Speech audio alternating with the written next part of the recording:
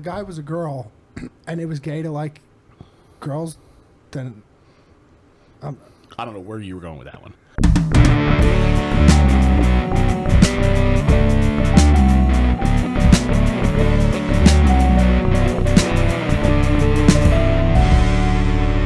Welcome back. Tuna Blue here.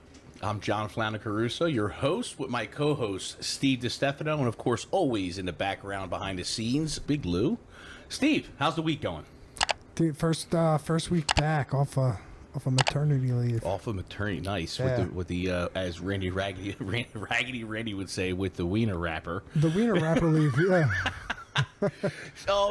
That actually brings me a good question. How did you? Because I know with the union, sometimes we don't get some of these benefits. Were you able to take maternity leave? Yeah, the state offers like a disability for it. Okay. It's like a form of disability.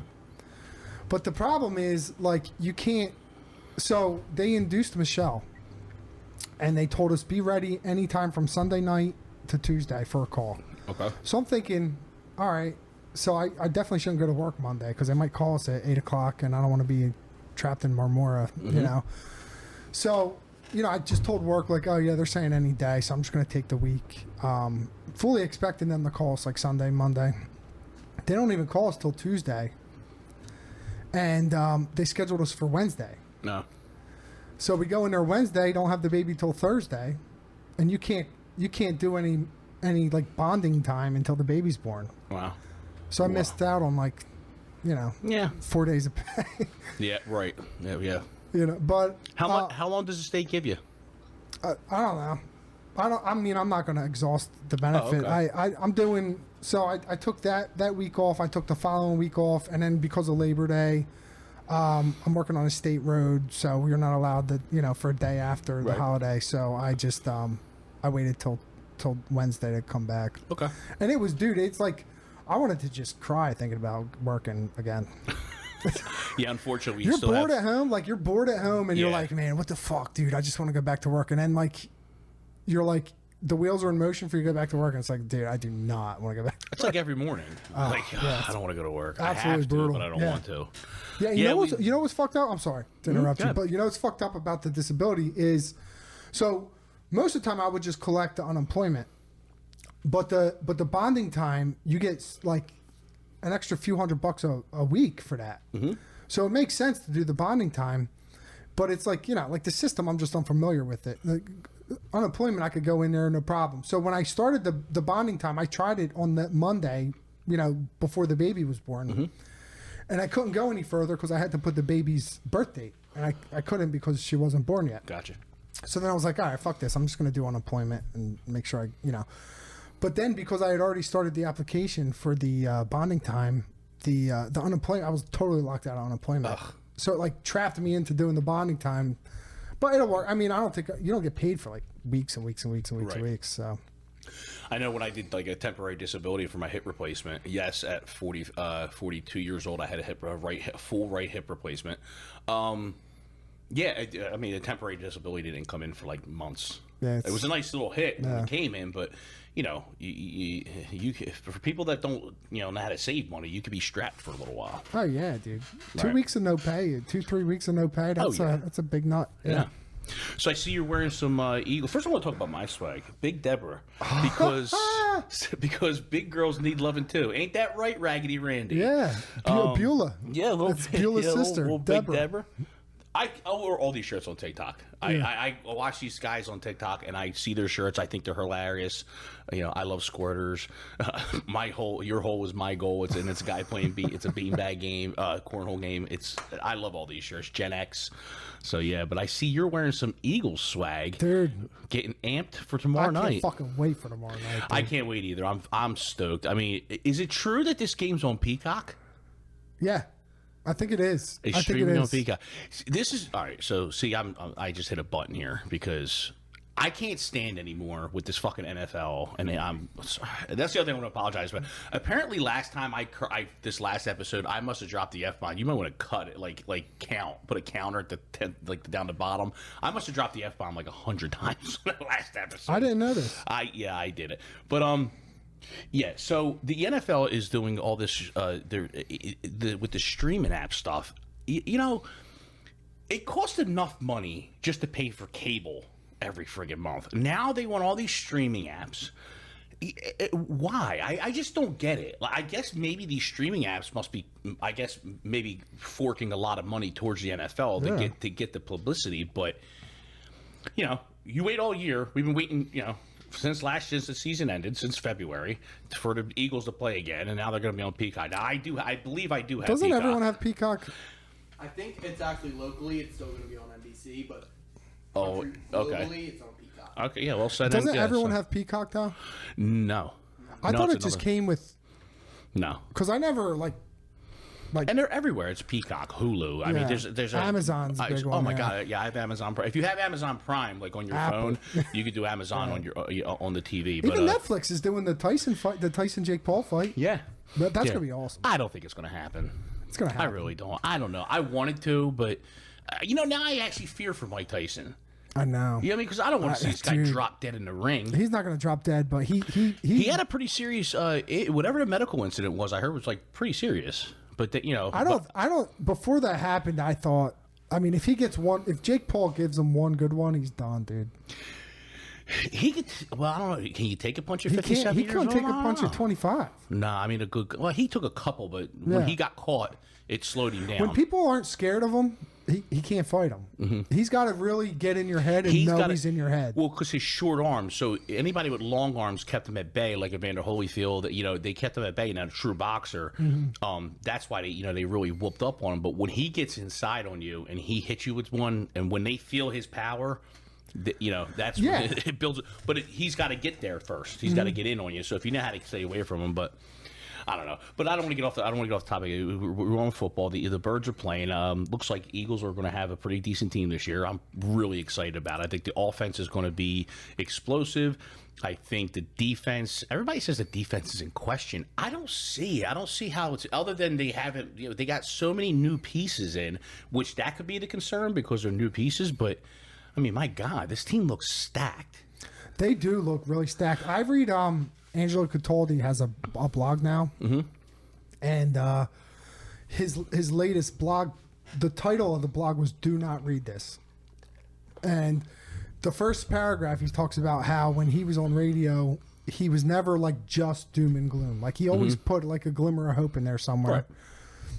But he's like, now I don't have to do that anymore because no one can fire me. He's like, the Eagles are going to suck this year. He predicts 5 wins. Wow. He doesn't say because like his point is they're among the worst team in football in the last 7 weeks of the season last year. And where did they really improve? Well, they have 2 new coordinators. I think that helps a lot. I think it really helps a lot. They've taken Nick Sirianni and kind of went like, yes, okay, you stand over here. And let these 2 guys run the show, and you just kind of basically manage. Well, he's a head coach, and he's not the only one. That's the other thing. He's not the only one that does this. Like, there's many coaches out there that have an offensive coordinator, defensive coordinator, and they watch over and then they run the game when they get out in the field. But with the coordinators alone, and I think the offensive coordinator is really going to jive with Hurts because he keys in on Hurts, his positive, his abilities. So. I don't fear the offense. It's the defense that I worry about. I don't fear the offense. It's just a matter of gelling. I think they're probably going to get off to a slower start.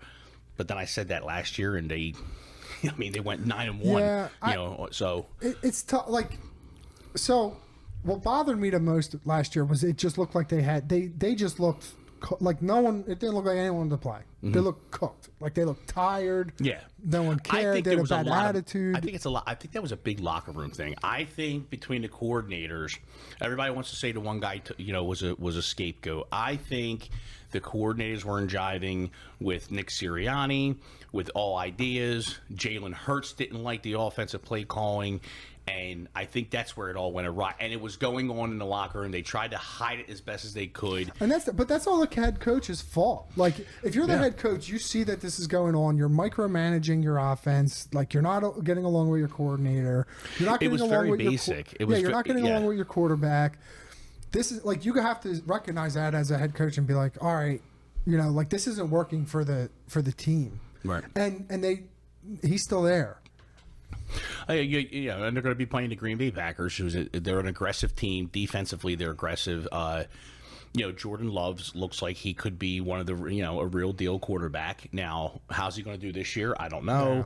Yeah. Do they have the sophomore slump? Whatever. It's hard to tell. Everything always looks great on paper till they start playing. Injuries happen. And then so we start playing on. But man, I am stoked. I'm off tomorrow, so I'll be waiting all day for some. That's such a brutal wait, dude. And it's Brazil stuff. I mean, this is the other thing too. Like they're traveling all over. Like you lose a home game this year. Yeah. It was supposed to be 9 home games this year, so you only get 8. Next year they'll have 8, and then the following year they'll have 9 again. So you're missing out on a home game this year. But Eagles fans travel, so I have a good feeling that there's going to be a lot of Eagles fans there. There's one of the concrete guys for another. He's a subcontractor. He's from like the Brazil area, somewhere in South America, around there. Portugal, maybe? Is that close to Brazil? Yeah, it's South America. I don't even know. Or is that Central America? Portugal. Is it Spain? I don't know. It sounds right. It's down there. Yeah, it's something down there. Mm-hmm. Anyway, he's from there, and I mean, he watches the Eagles. He's pretty he's been here for. I think it is. I think it is near Brazil because I think Brazilians speak Portuguese. Perfect. So so I was talking to him, maybe a couple months back, and I was saying like, oh yeah, the Eagles are going down to Brazil. He's like, like the football team, the Eagles. I'm like, yeah. He's like, why would they ever go to Brazil? Like, no one cares at all about American football in Brazil. I don't know. I mean, that's the other thing too. I'm excited to see some of these Brazilian soccer fans be in that stadium rooting for some American football, just like because party, they're not. I mean, they're nuts. Yeah, you ever watch some of these soccer games? They're crazy at these places, but yeah, they're going to be down there. They gave them a bunch of warnings. I think the warnings that you hear them giving the players, I think it was a little inflated. Basically it was, don't go out in town, don't do this. But then you talk to people that are there. It's no worse than you saying, hey, don't go to Camden or Kensington at night, which no shit. So, I don't think they're in any danger. I think they're just trying to keep them off the massage tables, and just and keep them safe. Go down there, and with football season obviously ramping up, so is I'm sure everybody's fantasy football draft. Now, I didn't get involved this year. I was in a couple leagues. I'm a 3-time champion of my fantasy. Excuse me. One of one league and 2 in another. 2 years in a row in the other one. I have a big championship belt and everything. Damn, bro, why aren't you in? I should have brought. You know what? When I was doing the food trailer, it sucked because I had to constantly be right up until almost 1 o'clock to see if any players got dropped or anything. Well, 1 o'clock, I'm slamming busy. I'm making cheesesteaks, so it just got to be too much. I mean, the one league was like $300 to get in for the year. It was a nice chunk of change, but it just got to be too much. Yeah. But I did enjoy it. It is fun. It is fun watching, sitting there. You put the Red Zone on, which is, by the way, one of the best channels ever. When you're not watching your own team, put the Red Zone on. You'll get all the highlights. It's great when you are watching your team and there's a commercial. Yes, and you can just go right to Red Zone. Absolutely, it's fucking great. Dude. So I know Lou's a big fantasy football fan. How about you? Did you get involved this year? Oh yeah. I'm in deep. I had to get a partner this year for all my leagues because I didn't know when the baby was being born, and I knew it was going to be right around all the drafts. So I had to get a partner just to make sure I could get to the draft. But yeah, I'm in 3 leagues. One league is Brian and TaaB. We were talking about him last. Yeah. He's doing a new league where it's like the antithesis of a best ball league. So it's a 16-man roster. I'm sorry. What was that word again? The antithesis? Antithesis. Antithesis. The opposite.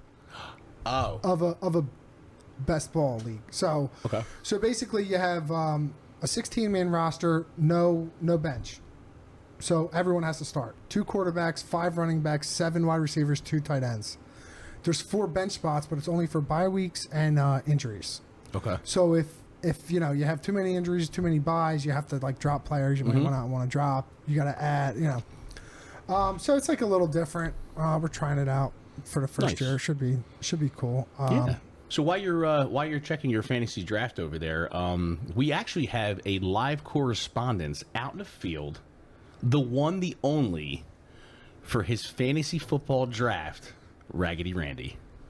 Oh, some fantasy football? Oh, brother, let me tell you, Raggedy Randy loves the fantasy football. Field goal, fantasy football is one of my favorite fucking pastimes. I actually just drafted a team today, right before I fucking came out here to the borders. You want to know who I got, D? Shit. Let me tell you something. First of all, let me start off by saying I drafted all white people. All white people. Not only do I like to stick to my kind on account of I am a white person, but I feel like they're the best motherfucking football players in the league. If you're asking me.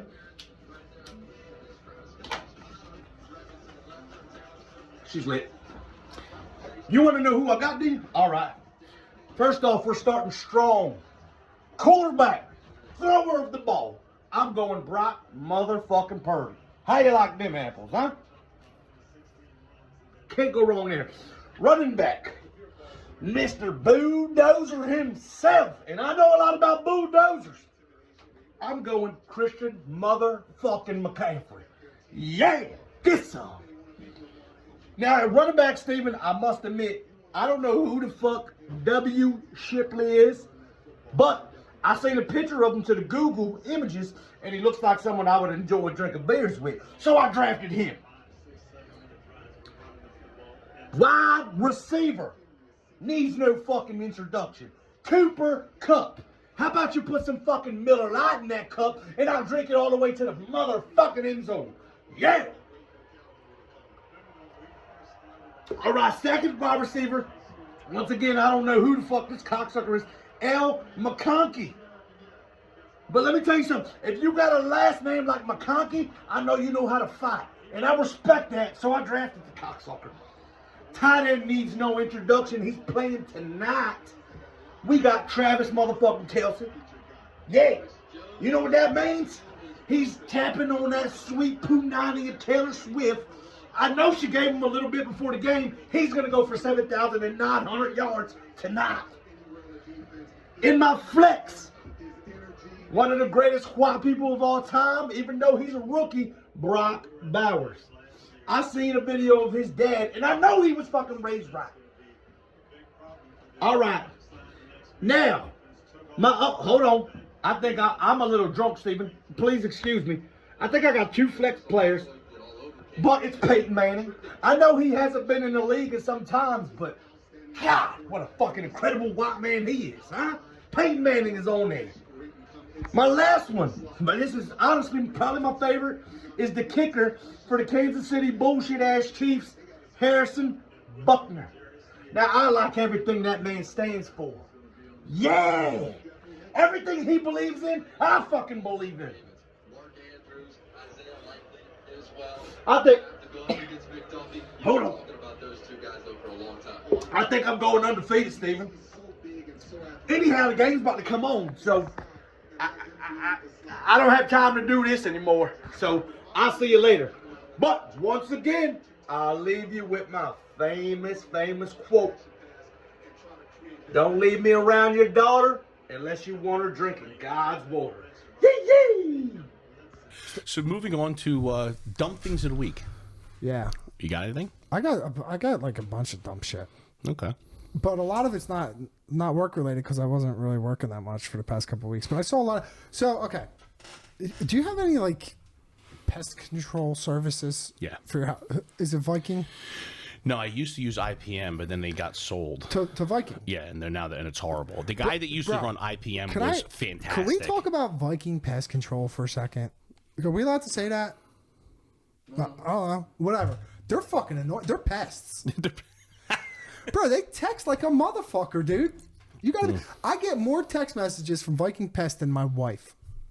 I'm not even joking. They're like a crazy ex-girlfriend. It's nuts, dude. I don't even know what the fuck they say. Once they bought an IPM, we got rid of them. And that was it. And now we use a local guy, Communali. Oh, I should definitely use him. Yeah, dude. and he does a good job. Yeah. He actually he does a lot of the outside work, and he keeps the stuff out of the inside. Yeah. No way he texts. No. You don't fucking even know what a text is. No. Probably. No. Yeah. But we like using him. It seems to be working right now. And like we had like a little after he sprayed, we had a little ant problem. I guess part of the pricing, he came over, gave me a couple of these. They look I got like them too. giant He syringes gave me for them ants. too. Yeah, Yeah. And you just squeeze them out, and it kills the ants. And so yeah, I mean, it does work. And listen, this is new construction over there. I mean, the house is only 10 years old, so you get.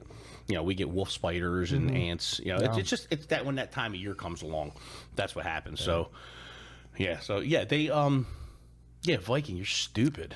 Yeah, what the fuck, dude?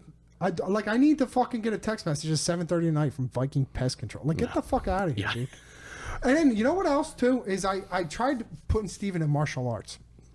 Right. So there's a spot in town I took him to. And you want to talk about text messages, dude? Like, bro, What's a karate? Karate. Like, all right, so we go Get this kid involved in jiu-jitsu. Yeah, so I wanted him to do something like some type of discipline, right? Something to get his energy out, something that'll make him bow before you, take your shoes off, but just respect stuff. So we get there, dude, and this dude's a fucking smacked ass, bro. He's just a smacked ass, goofing off. Like, it's a 20-minute class, way overcharged. It's not like they're not like the kids, like some of the kids are older than him. They don't he gets no one-on-one time. And I signed him up for this 2-week trial or whatever, paid for it. And these guys, how did Steven like class today? How does his gi fit? When can we expect to see Steven again? Blah blah blah blah blah. Jesus. Text after I had to say, dude, stop texting me. Like, I don't want to fucking text you. I want to just train my kid karate. And when I go in there, don't be joking around like you're he's a clown, dude. Yeah, I need a fucking Cobra Kai. Go to jiu-jitsu. I'm telling you, put your kid in jiu-jitsu. First of all, this will be the plug for me for the week. Okay, I'm going to tell you about South Jersey Brazilian Jiu-Jitsu. They're in Berlin. My kid got me into this over the holidays last Christmas. He was doing it for 6 months himself. He loves it. When he came here, he wanted to know, Dad, is there any open mats? Which means you could just walk in and, roll around with people.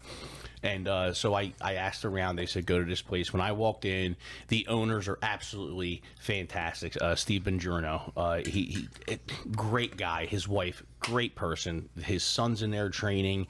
His son also does with a young lady named Tori.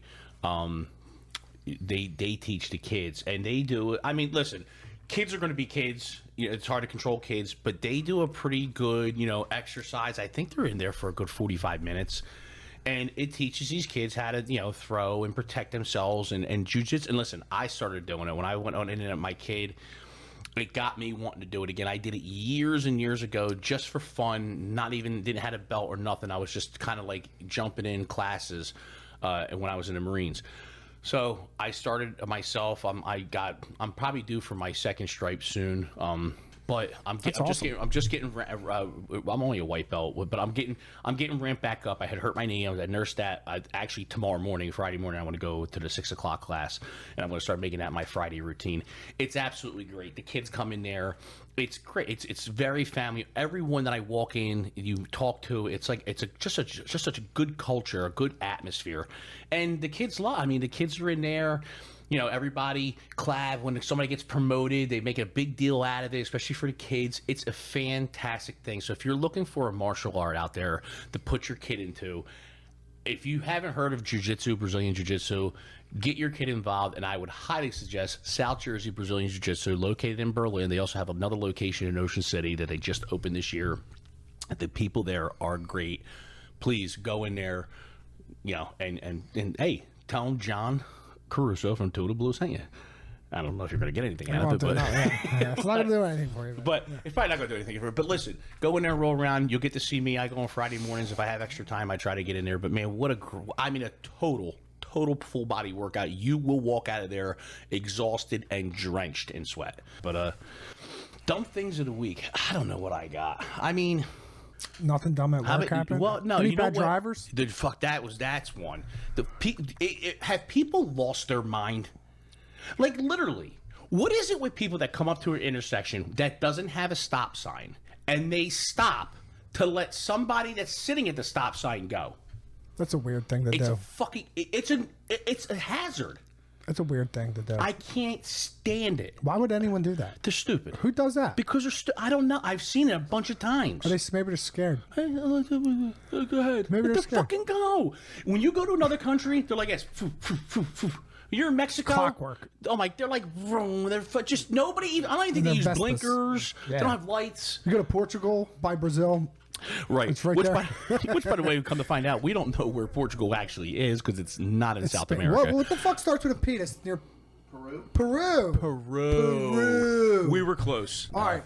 Back on track. Yeah, back on track. So you doing a lot of working with an asphalt company and had done it in the past. I know that you have worked quite a bit of night work.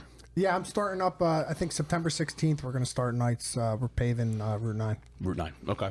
And a lot of times these state roads, major highways, is a lot of night work because there's less traffic. Night work, it's horrible.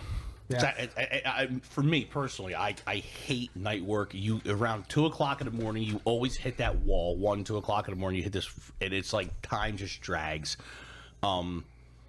It's just there's nothing about night work that I like, and a lot of times it takes a good week for you to get used to it, and then you work for like a week or two, and all of a sudden they're switching back to days. I can't stand night work, although we do get a good differential. Yeah, we get a little differential. Well, pay. you make more money on nights. You don't have to deal with the sun at nights. You don't have to deal with like a lot of like like everyone's asleep. So like anyone you could get in trouble by is sound asleep. Which is why you don't have to worry about like there's a lot of not everywhere, but there's a lot of extracurricular activity that takes place at night work. You'll see random beer cans on the side of the road, guys doing stuff they probably shouldn't be doing to keep themselves awake. But yeah, and that's not everybody. That's not everybody. Not everybody does that, but it does definitely happen out there because listen, these guys are out there trying to pave a road. You know what's weird about at nights? What's weird about nights is the eating schedule. How vastly it changes. Like you are starving at midnight, dude. Like midnight to 2 a.m. It's like you are starving. You know what else you don't realize when you work nights? As soon as you get home, all you want to do is go to bed. Yeah. Well, in the daytime, when you get home, do you go right to bed? No. I was going to say that too. Your whole schedule's flipped. Whole schedule's screwed up. Yeah. Yep. Yeah. You come home, you go to sleep, and then when you wake up, you chill before work. Yeah. Rather than wake up, go to work, chill, go to sleep. Right. It's fucked up. Yeah, it's all screwed up. Yeah, it's weird. Yeah. And then that brings me to the next one where stayaways. Stayaways. I mean, when I was younger, stayaways were fun. They can be real fun. Yeah. I mean, I'll tell you one particular stayaway we did. It was what's the big major airport up in New York? Is that LaGuardia or McGuire? I think it's LaGuardia. Yeah. We had to do. We were That's in researching Peru, I think. Is it right next to Portugal? Right next to Portugal. Yeah. Okay. On the other side of Peru, Brazil. Yeah. Yeah. So we were up at that LaGuardia, which is right next to Queens, New York. So we were just resurfacing the runways. We had to be out there at like 4 o'clock. We had to be out there ready to go at 4 o'clock in the morning. But then we had to be off the runway by like 10. That's awesome. Oh, it was great. So we were done by 10, 11 o'clock. By 11, 12 o'clock tops, we were back at the hotel. That's amazing. Naturally, we go back there and it's Get like hammered. Oh yeah, yeah. So I actually, yeah, and that's all we did. But I go down to the concierge at the desk. The concierge back at the hotel told me. I said, "Listen, where's a good Irish pub?" He's like, "Yeah, do you know where you're at?" I said, "No, I'm just looking for an Irish pub." He's like, "Dude, right over there is like Jamaica Queens. There's 5 boroughs, and Jamaica Queens is like the worst of the 5." I'm like, "Oh," I said, "So I don't want to go there." He's like, "No." He says, "But I'll tell you what, if no you call Irish pubs." Well, actually, I called the cab. Asked the cab, I said, "Is there any Irish pub?" He actually brought me to one, and I was there for a little while, and I came back. But most of the guys grabbed their, their beer and everything, and they drink it back at the hotel. But that was a stay away. That was interesting. I've stayed out in Boone, Pennsylvania, doing microsurfacing, and some of the shit, man, that we did. It's some of the funnest memories. It really ever. is. But like, it's not that you talk about with your construction buddies because they get it. Yeah. Like other people are like, "What are you, stupid? What are you retarded? That's what you're doing to stay away." But like, what else are you gonna do? This is what these people you see. Literally, you see these people more, even not on stay away, just regular. You see these people more than you see your own family half the time. Yeah, we would pack. I mean, 10 guys in like a 6-guy van. I feel like to travel 3.5, 4 hours away. Mm-hmm. Some guys would be like, I would be on the floor. I'd always pick the floor. I always got a room to myself. We would set off fireworks in the van while it was driving. Just let them go. Whatever happens. We would every Monday morning, without a doubt, somebody would race to the back of the van so they could lay in the back because they'd be hungover from Sunday. Just they'd be all banged up. Who would hit the brakes while they're driving to slam around back there? I mean, stay away it was nuts. I was always in charge of getting the hotel room because at the time I had my military discount. Yeah, I still do, but. I would get them. So my thing was, all right, we'll use a military discount, but I'm getting my own room, and I would. That's fair. A lot of the guys, they always wanted me to get a hotel near a Old Country Buffet or a Boston Market, and the hotel had to have a lounge, some type of bar down the bottom. And half the time we would go there, and half the time we would go. We would find a bar. We went karaoke in one night. We got banged up. Dude. We got banged up. It is fun, man. It really is fun. What was I going to say? What were we you know what we did a lot was, you ever do works bombs? Have you heard of a works bomb? No. Bro. Oh, wait, with the acetylene? No. Oh. It's very simple. You get a plastic bottle, a water bottle, could be like a jug. Mm-hmm. You, aluminum foil. Mm-hmm. You, like, crinkle it up, put it in there, and then you get works. Toilet bowl works. Put the lid on, and the fumes in there just expand the bottle. It, like, makes some type of gas, and it explodes. So what we would do is we were on a microsurfacing crew, too, and it was a continuous crew. So the truck would back into the paver. Mm-hmm. When they emptied out, they would take off. So the guy who was running the hopper would always make a works bomb. When the guy took off, he'd throw it in the back of the truck. And the guy would just hear boom, boom. And then they would all pull over thinking they blew blew tire. Every tire on the truck out. Yeah. They used to make one, when I did guardrail, they would get a plastic like Wawa bag. Well, they don't have plastic Wawa bags anymore. Nah, not in Jersey. I just ran out of my last plastic saved bag. Whatever. And they would fill it up with acetylene gas, tie it, and then hang it on the guardrail. Then you'd light the flame and you'd hit it. Boy, that son of a... When I tell you loud... Wow. And it's just a plastic bag. Boom! Oh, and they would make sure they put it behind the guy that was tightening, and they'd put it behind it. Oh, the gun would go flying. Oh, my God. It was so hilarious. But, yeah. So this is some of the useless and fun stuff that we... it all depends what crew you're on. Yeah, that's another one. Stay away could be... awful if you're not on a good crew. Yeah, like if you had to sleep with me, I mean, I snore like like my bulldog. Well, I mean, when I go to sleep, if I'm drinking and I fall asleep, nothing wakes me up.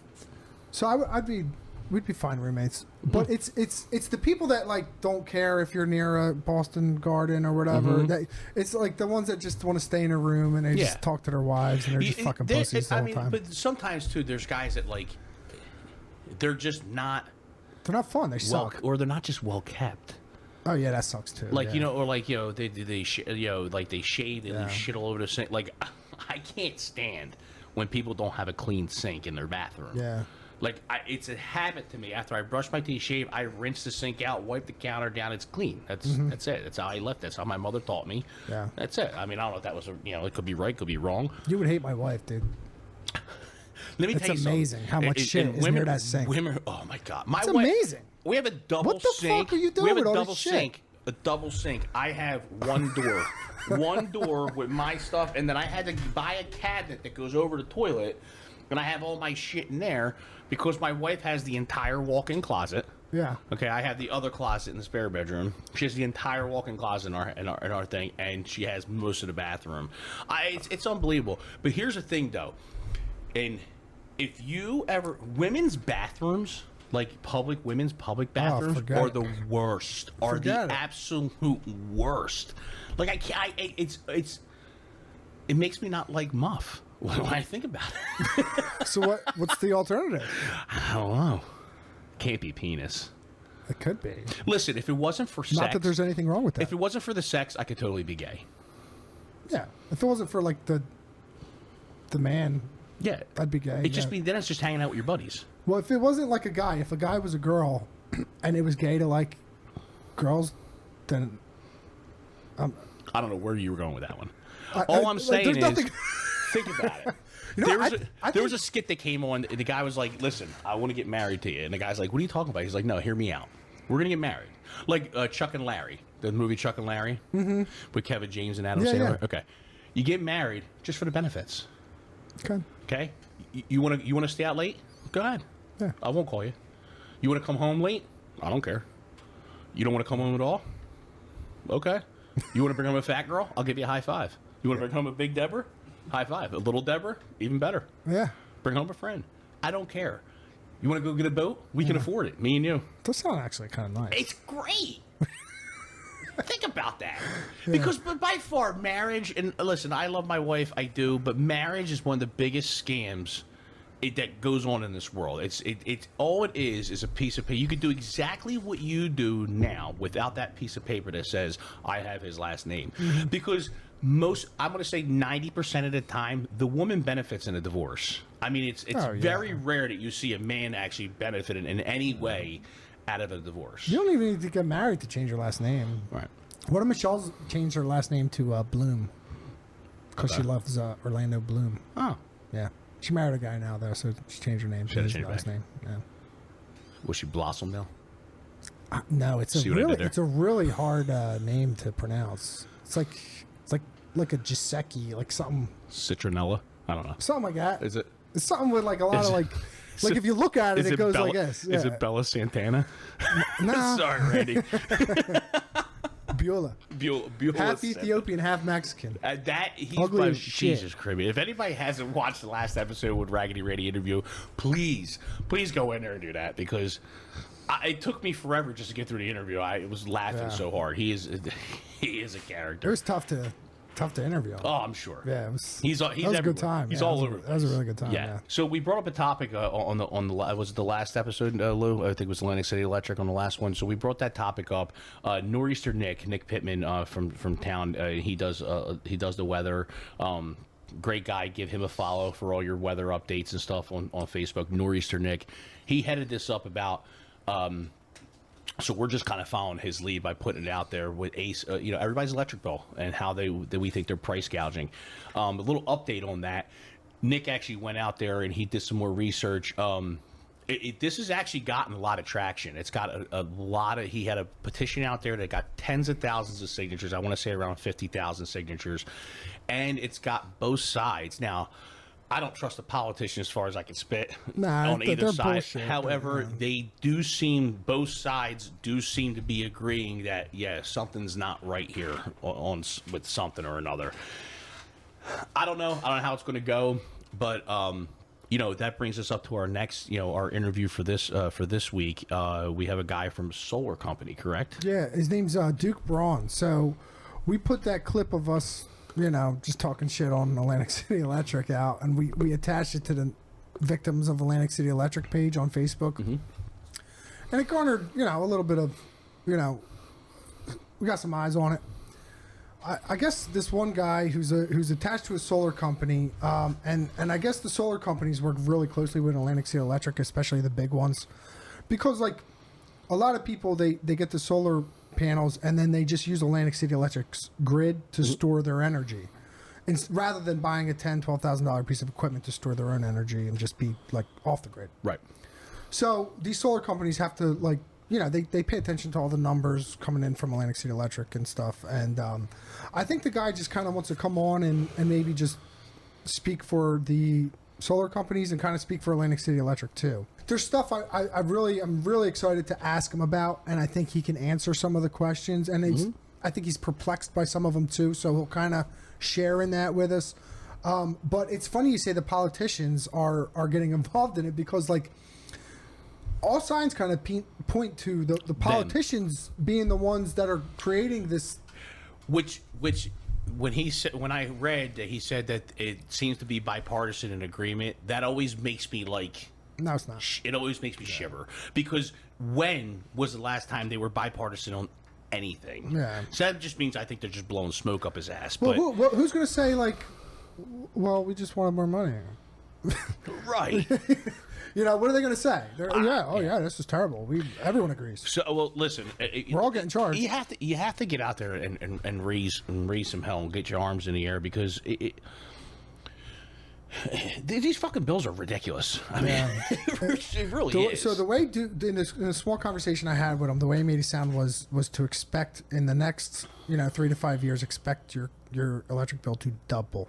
Yeah, and I heard car insurance is going up to 20%. I'm sure it is. So if you go by Atlantic City Electric's 20%, that means your car insurance is going to double or triple. So because that's what they consider 20%. Yeah. They're nuts. So I said it last time. I'll say it again. Atlantic City Electric, lower your fucking prices. Okay, people got to live. Whatever. So before we wrap it up here, I want to shout out to all of our followers and listeners out there, guys. Thank you so much. I mean, we went from last week's episode. I think we had around 1,600 followers on Facebook. We are almost at 5,000 as we currently speak, which is absolutely insane to me. Thank you all so much for the support. We appreciate it here at Total Blue. Keep it coming. You listeners out there on Spotify, Apple, we hear you as we see you guys listening. Give us a review. While you're out there, throw a review if you can. And anybody who is following us, all the followers on Facebook, YouTube. Oh, by the way, YouTube, you picked the number 125, and we are currently at 125. So we hit our mark. So I gotta hit a number. Like I keep picking numbers I don't think we could reach. Mm-hmm. So what would you like to see? By 200. All right, let's go. Let's shoot for 200 for the next episode. Do 200. Let's see. We get 75 more followers on YouTube before next week. So if you're out there and you're on Facebook but you didn't realize we're on YouTube, go on YouTube, give us a follow, like, subscribe. Click that like button. Keep clicking that like button. It's very important for us. It costs you nothing to subscribe. If you're on Facebook, hit them like buttons. And if you already following, again, like, share. Get the word of mouth out. We're hearing people all over the place we go. State troopers where you were. Shout out to the trooper on 9, man. Yeah, man. We got state troopers coming up. We had a guy in Wawa before I came here tonight. He said, "Oh, where you going to you going to record the podcast?" I said, "As a matter of fact, yeah, I am." And he loved it. He says, "I have no idea what you guys are talking about in construction." He says, "But it's very entertaining. I love it. I listen every week." So thank you, all you listeners out there. Thank you so much. We appreciate the support. Like, follow, subscribe. That's it here for Total Blue this week. We'll see you on the next one. All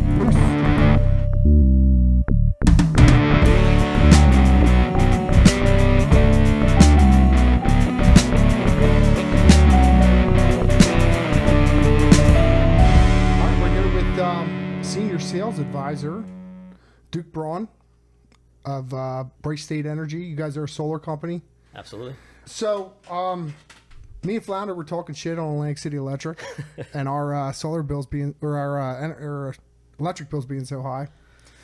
And we kind of just, the clip made its way onto the Victims of Atlantic City Electric page on Facebook. Is that how you found us? Yeah, I saw you there. I was exchanging some messages with Nor'easter Nick. I think you guys are trying to kind of join forces there and he's really led the charge, trying to lead the charge there. With all of this recent controversy around Atlantic City Electric. And to be fair, it's not just them. They just happen to be the highest in the state.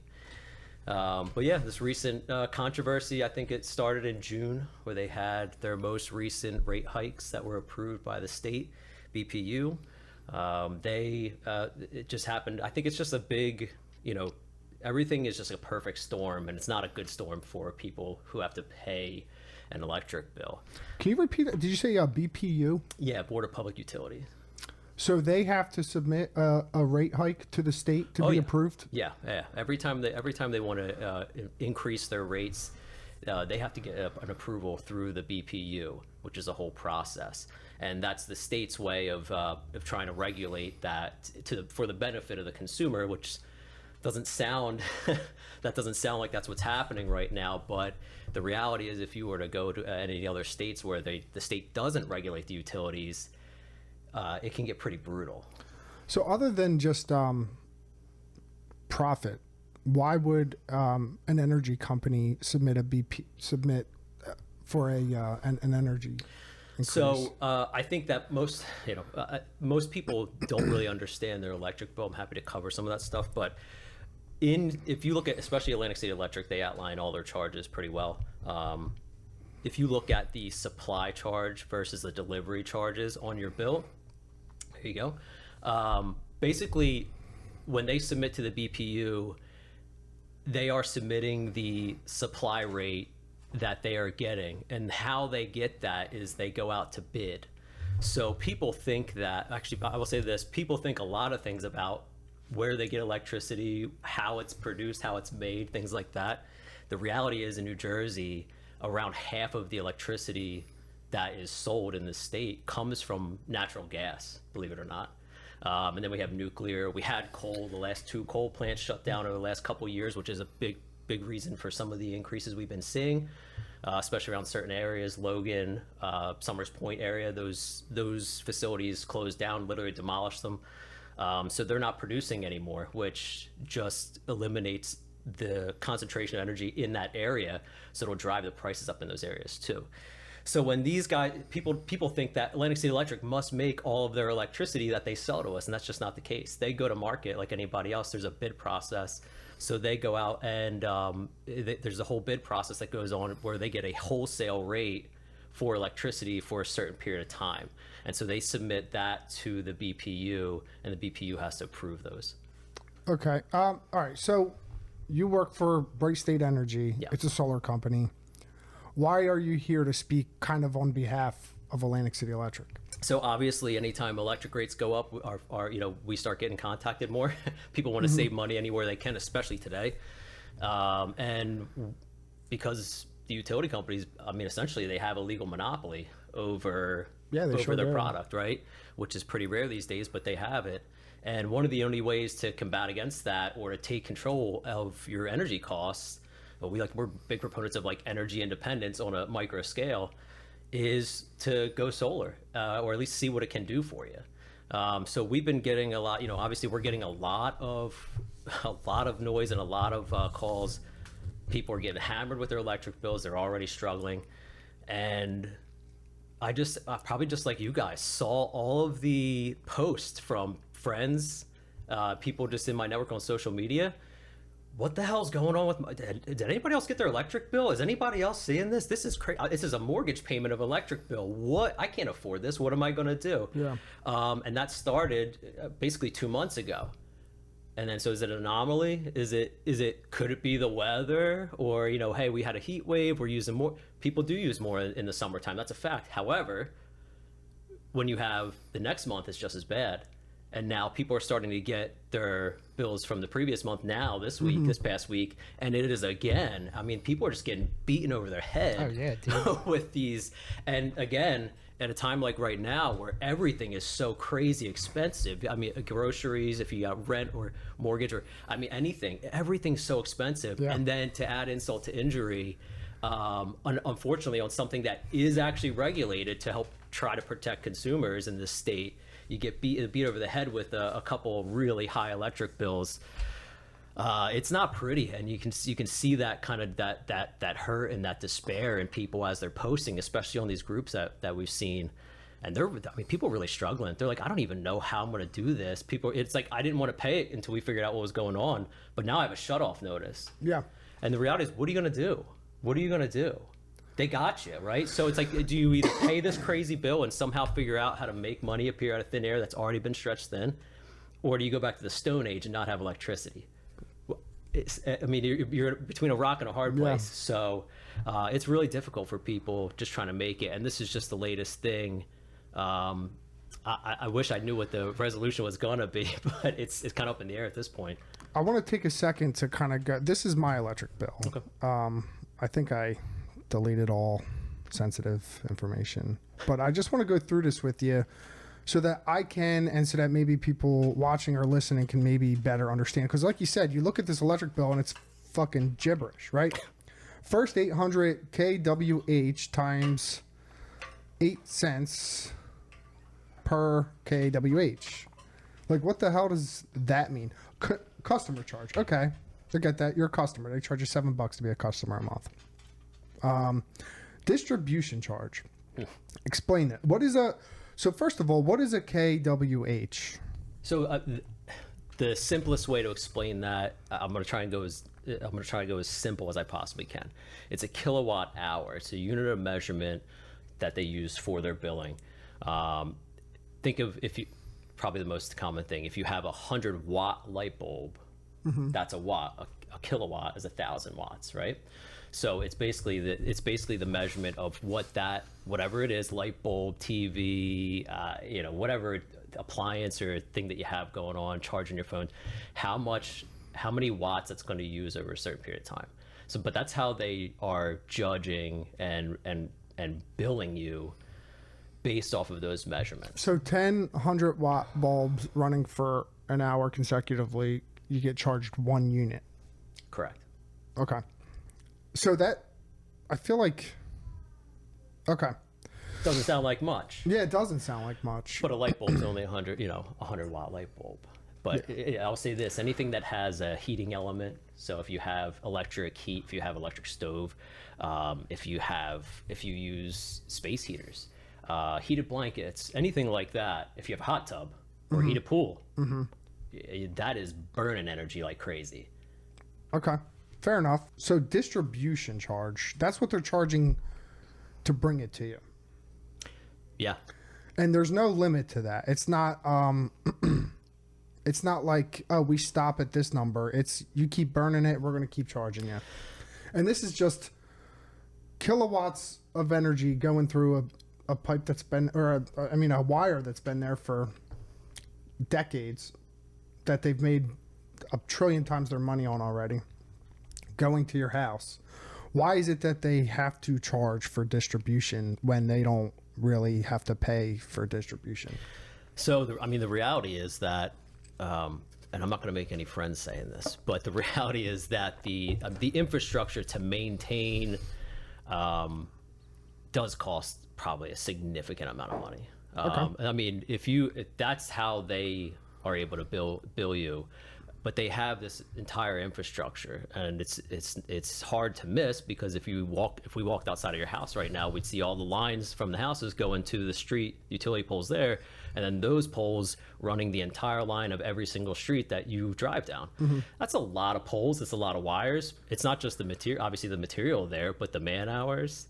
So this charge specifically goes to infrastructure, because this is a construction podcast. Yeah, we're all involved in infrastructure some way, shape or form. So like that's I'm cool with tolls on roads and whatever, because it just comes back to us kind of. Right. So I think you might make some friends.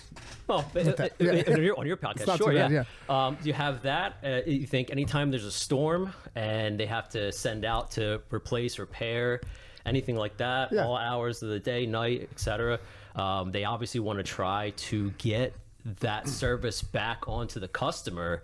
One, just because it's the right thing to do, but two, if you're not using electricity, they can't charge either. So to be fair. All right, so that's cool. So the distribution charge goes to infrastructure and maintenance. Yeah. How about the distribution charge, non-utility generation charge? What?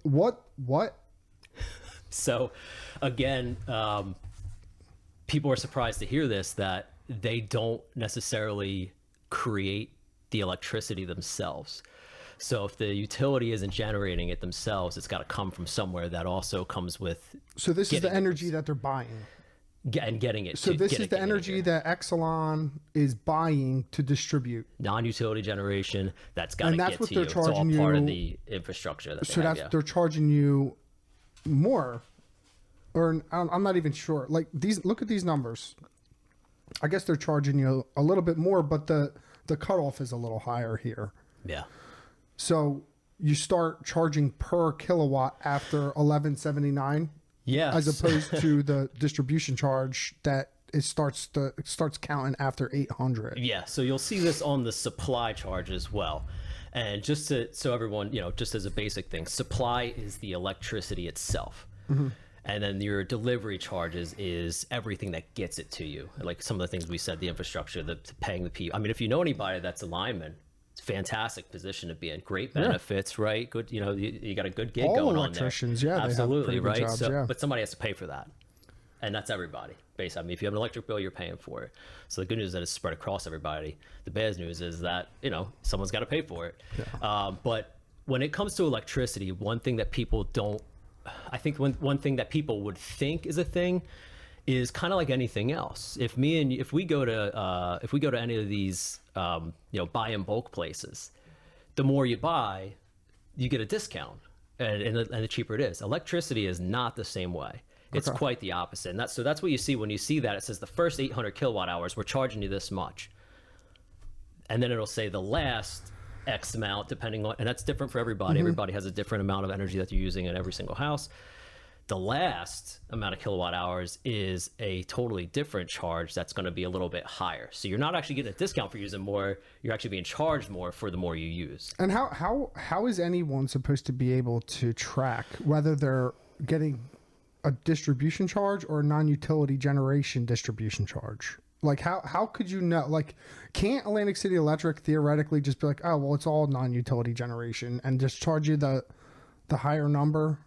I mean, look, like it makes a pretty big. There's a big difference on my bill from the distribution charge to the non-generated distribution charge. I mean, and it's on top of it. That's a lot. I mean, that's kind of a lot of money. So if you're looking at your bill there, you have the customer charge, which is basically, hey, you have a meter, you're connected to our grid, we're going to charge you this flat rate no matter what you do. You could have zero energy, you're still getting that charge. Yeah.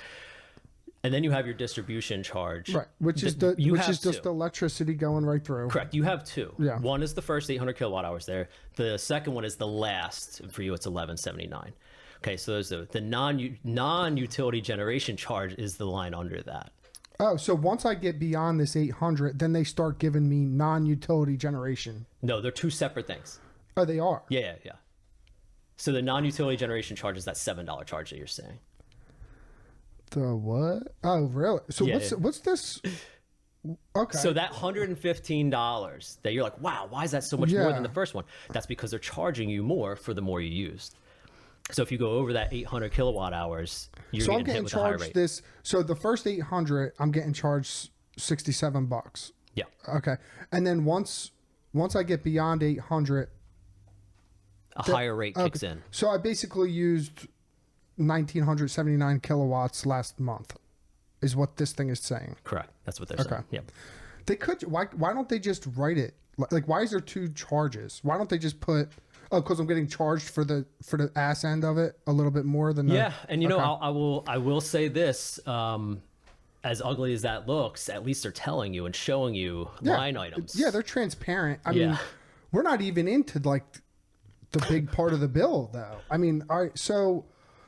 I can run down some of these other things too. Yeah. Societal benefits charge. What the fuck is that? So it is kind of what it sounds like it is. It's a fee that's applied, and it's on every single electric bill in the state.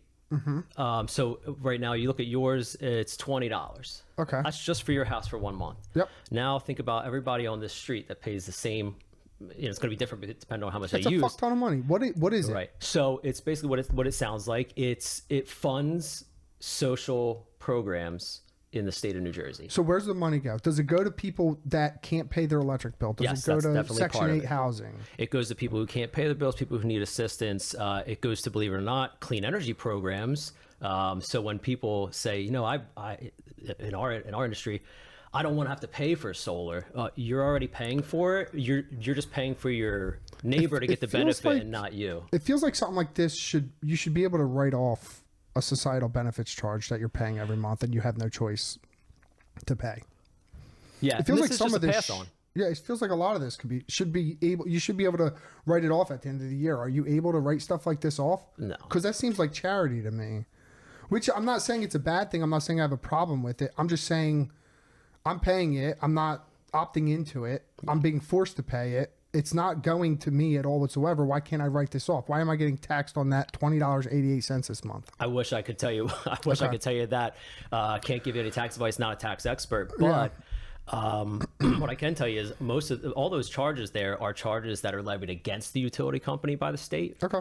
And so all they do is they just passing it on to the customer. So this is the state of New Jersey charges Exelon this societal benefits charge, and Right. then they just like, all right, here you go, guys. We'll Yeah, charge you we're that. not going to eat that. Why would we cut into our Do you multi-billion-dollar think profit that company? do you think that they profit at all on that charge?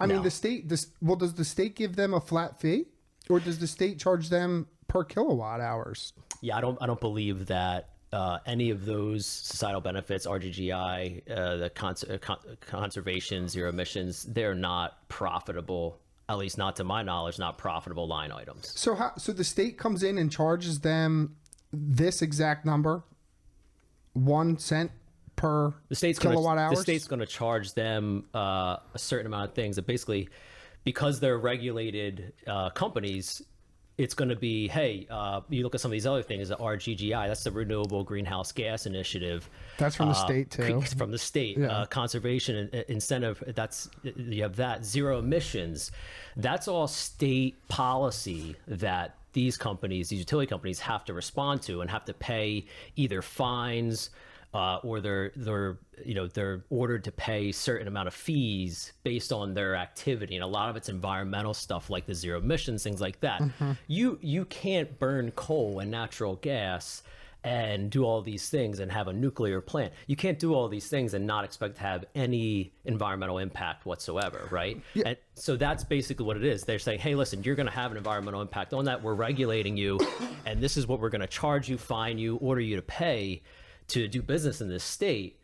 But they're not going to take it out of their multi-billion dollars in profit. They're just passing it along to the consumer. But all right, so if you look at this, you're looking at $20 plus 8 plus 8. I mean, you're looking at like $45, $46 a month I'm paying. And you're saying that Atlantic City Electric or Exelon is basically just a conduit. It goes right to the state.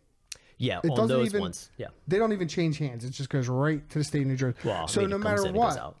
no matter what my bill is, no matter what Exelon was charging, I would be charged an additional, with the customer charge, that goes to Atlantic City Electric. But then with these charges that are going to the state, you're looking at $52 before you even get turn a light on. Well, no. That's fucking nuts, though. The That's customer charge is that. If you look at everything else, it's based on the kilowatt hours. Yeah. And it's multiplied by whatever that rate is. So if you actually use nothing, then you should only get a $7 whatever yours is. And by the way, yours is going to be different from the guy down in Cape May, sure. the guy down over in West Stepford, person in Salem. Everyone's got a different customer charge, which seems kind of odd, right? But they are going kind of up and down. Like they're generally going up a little bit slowly. But just a couple years ago, that was only $4 or $5. All right. So okay, that's the bullshit part of the bill. Let's go into the actual charge for the actual, this is what I'm actually, this is what I'm paying for, right? This is what right? Yeah. Basic transmission service charge. What's transmission service charge? So that is part of transmitting the energy to you. So I know that sounds like, hey, that should be part of the delivery. But Sounds exactly like that. It does sound like that. But again, the supply charge is largely straight cost passed on as well, because it's basically what they can get, what they can charge retail based on your usage, and it's the cost of the electricity itself. This is the number that they have to submit to the BPU when they go to auction and get they all have to go to bid, and then they pick the bid that's the most, I guess, makes the most sense to them, and the most competitive for the consumer in the state. And that's where you get the supply charge from. But it is just the electricity itself, obviously the transmission charge on there. But I don't know if you're going to see more of that or see an increase in all of that. But generally speaking, transmission charge? Yeah, generally speaking, you see not everyone. I mean, I haven't seen everybody have a transmission service charge sometimes. So that's what's also interesting about this, is that not everybody is paying the same rates, which sounds crazy because it's all the same state, same area, same region, same company.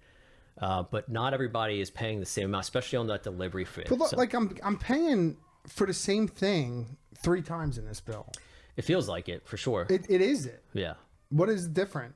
So on this, how is it not it? Yeah. I mean, how is it this basic generation charge? I mean, what am I getting from this basic generation service? The basic generation is the electricity itself. Okay, so yeah. what is distribution. I mean, like, so this distribution charge, we can tie this to transmission service charge. This is the electric itself, which is an astronomical. Like, why does electric? I mean, like, honestly, honestly, this sounds stupid, but when I picture them getting energy, it's a field full of lightning. And it gets trapped in a box with like Benjamin Franklin at the bottom You're of it. the second person I've ever And then heard say it just that. stays there. And then when you turn your light on, a little bit just goes right to your house. You are the second person I've ever heard say, I think electricity comes from us capturing lightning and sending it through the lines. Yeah, So that's what it I'm feels really like. happy that you're the second person to say that, because the first person, yeah, it was a really funny conversation. But no, again, oh, it's true. People think, I'll be honest, people don't put any thought into this whatsoever. No. You know, like you said, never I had flip my to. switch and it goes on. Yeah. And that's you all never, I care you never about, have right? to put, you never had to put much thought into it because it was Yeah. just a reasonable. So it's really to pull this up, because when we talk with homeowners, a big part of what we do is education, and it's explaining what's going on the electric bill. Because if I can be honest, if I walk in and speak to somebody about their electric bill, if they're still getting a paper bill, most of the time that envelope's not even open. No. Because it's one of those things. I got food, I got my mortgage, and I got my utilities, and if I can't pay those, I'm in big trouble, right? They're just like, automatically it's got to happen. So most people don't even have an open envelope with it. Even if they did look at it, let's say it's a little high, now I'm gonna look at it. Well, what the hell am I, just like you're saying, what am I even reading here? It might as well be Mandarin, right? So a big thing is kind of going through some of those things and seeing what it is. What exactly are they charging you for? Because people just think, again, I turn the light switch on, I get electricity, and you bill me for it. It's much more complex than that, obviously, right? We're seeing that with all these charges. And that's a big part of what we do, is kind of just showing that, breaking all those things down, some of those delivery fees. And people have the same reaction you do. They go, what the hell am I paying for? I got to tell you, man, just sitting here with you, this is the first time I've ever taken a dive into I mean, I've never even looked at this before today. Right. And I have very little understanding of it still after talking to you, because it just still doesn't make sense. Like, it's still like, look at all these different tiny little numbers. Yeah. And you're telling me they're all basically for the same exact thing, but I'm just getting charged for this. Like, these aren't additional charges for additional. Like, if I just said, okay, well then just stop my, my non-utility generation charge. If I just stop my, well, let's just turn off the distribution charge. I mean, okay, I'll turn off this distribution charge, but I'll keep the transmission service charge. I mean, how could they say like, oh well, like how could they say that they're two different things? I don't understand how they could say they're two different things. So again, the supply is much of the actual electricity itself, and some of that transmission is getting that. Again, they go to bid and they get this energy, and it could come from not even inside of the state, which sounds crazy. But And it's we're true. paying for that? Absolutely. Like what? Absolutely. Okay. Yeah. So we're paying for just electricity to just be running rampant through these power lines. Yeah. And we're getting charged based on we're paying for it based on what we use in our own house. Like, I don't understand how that makes any sense. Well, it kind of makes sense based on what you're using, and that's how they charge you, because you wouldn't want to have to pay for getting electricity to your neighbor's house or everybody else, right? So having it billed to what you're actually using within your home, that does make a lot of sense, and it would probably hurt worse if it was spread out more equally, right? I'm trying to think of it in terms of like cars on the road, right? Yeah. I'm thinking of the streets as the wires, the cars as the electricity, right? And like, okay, I can see how so the state taxes in New Jersey are higher. We have more cars on the road, but there's also more like economy. Yeah. Like the cars on the road put more money into the state, put more money into my pocket. I dump it back into the economy. Like it cycles itself. I don't see how I benefit at all from the electricity running rampant through the lines that don't go to my house. Have you ever not had electricity? No, but okay, but I'm paying for like my portion of it with this other stuff. Yeah, I'll say this. It's not like I'm paying zero. I just want electricity for nothing. This is the cost of living in a first world country, man. So this transmission charge, we'll call it like this. This transmission charge is going from the source of the energy to the service in front of my house, and then this distribution charge is going from the service to my house. The distribution charge is, again, all of the infrastructure within Atlantic City, in this case, Atlantic City Electric's infrastructure. The transmission is the actual getting that source? electricity Okay. from the actual source, right? Which still has to utilize their infrastructure. But you think about it, they have all these substations, the really big power lines that you see that are really pumping the juice through. You see them in fields in the middle of nowhere, these real big towers. You have all those, and then you have down to the micro, which is our utility poles on the road, down to the wires to your house and to your meter. That's what all of the delivery fees are for those. I think what people don't understand is that with electricity and transmitting that across a distance, there's loss. So you have to have all these substations that can up power, down power, get it to where it needs to go. Your delivery fees here are less than the people in Cape May. Cape May, by like that area, the shore area, by far has the highest electric bills in the state. They have way more substations down there. Because it has to get to these places. And again, one of the last coal plants closing in Summers Point basically took away a supply area that was, hey, this is actually right in our backyard, so we'll be able to have it because it's generated right there. It doesn't have to go that very far. Now that that's gone, rates are skyrocketing. They have all that wind down there, which is a source of energy. Yeah, How come? Why are they getting charged more with all the wind that comes with being at the shore? I wish I could understand the complexity of that. I mean, look, they're generally when they make a privately owned. plan, when they make a plan to put, the windmills in. Yeah. Every town erupts. No, we don't want them. Blah blah blah.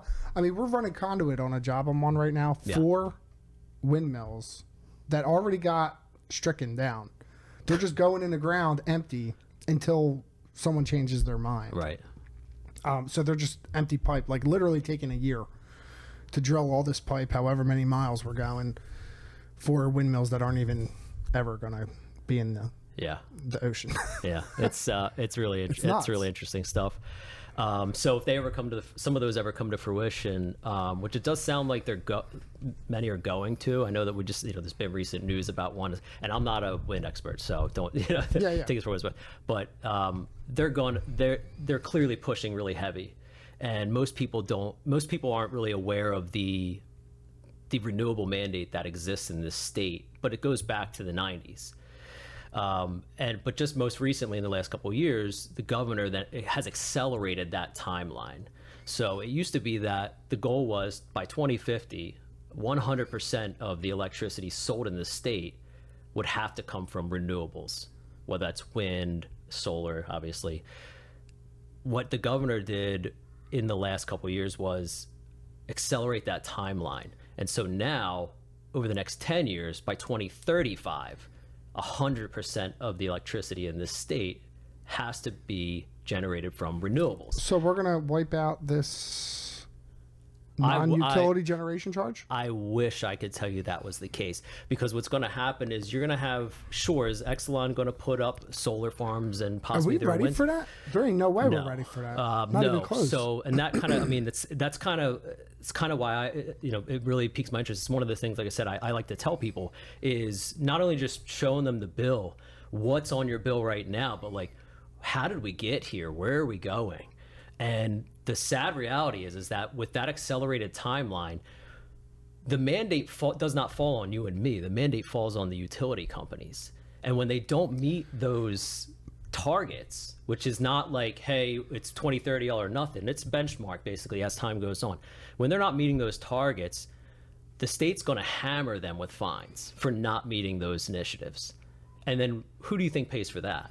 Us. Right there. So right. so Exelon is rearing up to like get a big infrastructure going for windmills, for solar fields. I mean what else can you does the natural gas count as a renewable source of energy?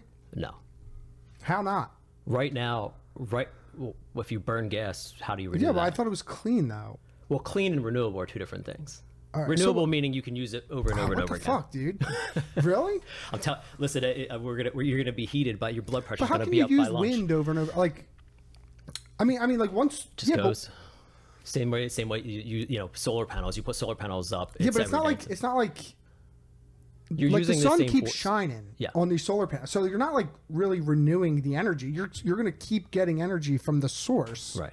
The same way you keep getting energy from the wind source that doesn't stop winding. Same way you wouldn't.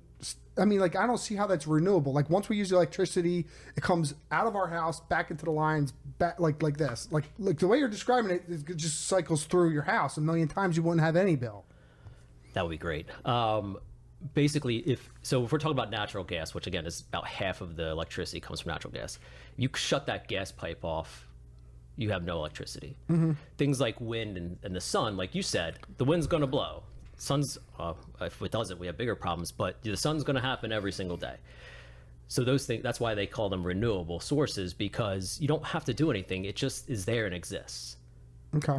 Right. So it's not, but it's not like recyclable. No, you're not recycling. It's just that I can put in this infrastructure, and it'll continuously produce energy over the course of time, rather than I have to continuously feed it something that a product like But natural you are. gas. I mean, you are. Yeah, but natural gas is natural gas like. Well, how do you, we have to get natural Is gas. it refined? Yeah, we have to Okay. get, you know, we have to get natural. We have to actually get that secure. We have to, you know, so then we have to Okay. get that. You have to transport it. There's infrastructure there too. Mm-hmm. Where if I put a good example is the school up the road, and you see a big field of panels.